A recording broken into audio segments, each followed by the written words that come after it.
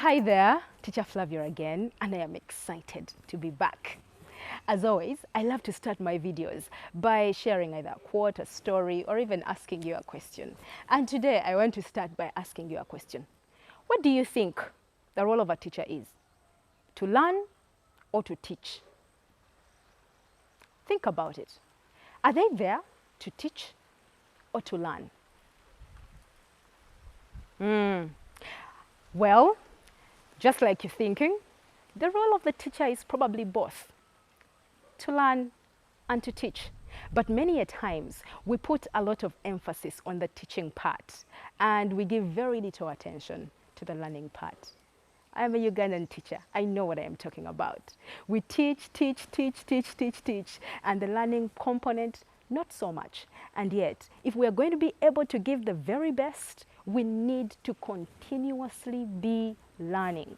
We need to be continuous learners. So yes, as we teach, we also need to be able to learn.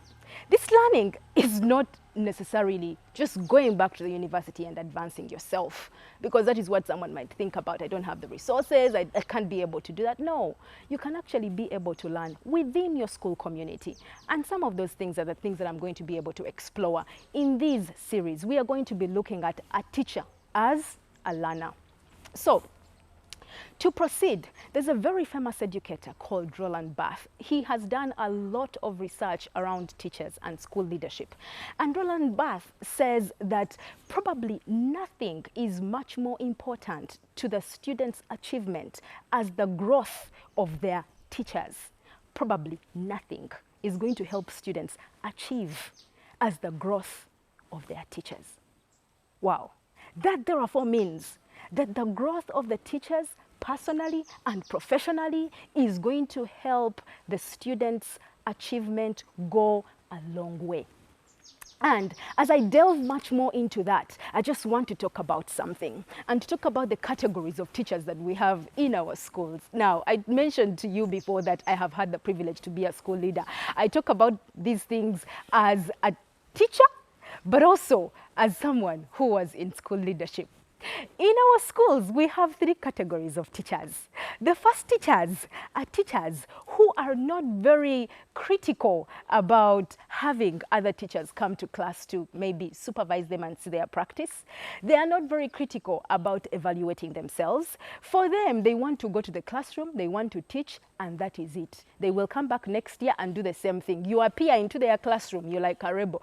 I am telling you, if you're a school leader or you are anyone and you have to go into that teacher's classroom to supervise or give them feedback, you are afraid.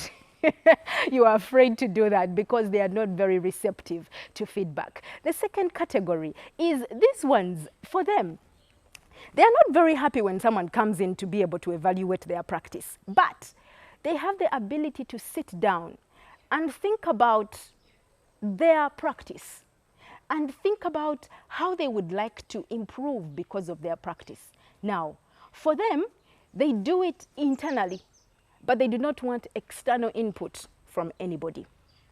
And the third category is the category of those teachers that are open to feedback. If you want to get into their classroom and give them any feedback, they are very happy for you to do that. They also are able to sit down and reflect on their practice because they want and they desire to get better. These are findings that Roland Barthes came up with. And for any school leader, it is one's desire to have teachers move from the first one where they do not want any feedback to the third one where they are excited to be able to get feedback and also reflect on their learning. Because the teacher in the third category is a teacher that wants to learn, is a teacher that wants to get better, is a teacher that is interested in making sure that the way they taught the class last year is not the same way that they are teaching the class the next year. And that is what we are calling learning.